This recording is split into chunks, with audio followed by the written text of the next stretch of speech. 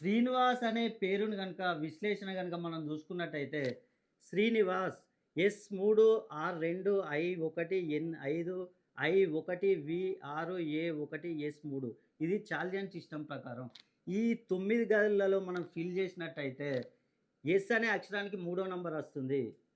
ఈ 3వ నంబర్ కనుక మనం చూసుకున్నట్టయితే రిలేషన్షిప్ అక్క, బావ, అన్న, అత్త అందరితో వీళ్ళు రిలేషన్షిప్ బాగా మెయింటైన్ చేస్తారు.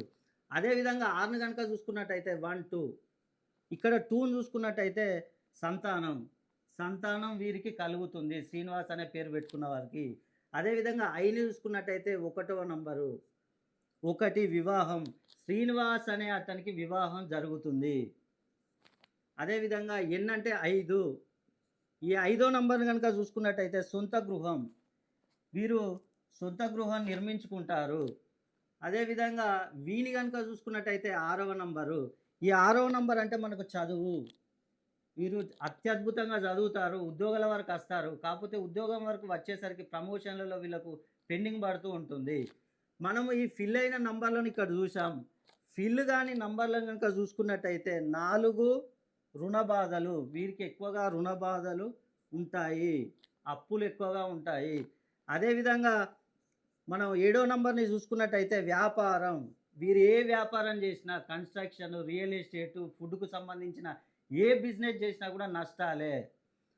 అదేవిధంగా మనం చూసినట్టయితే 8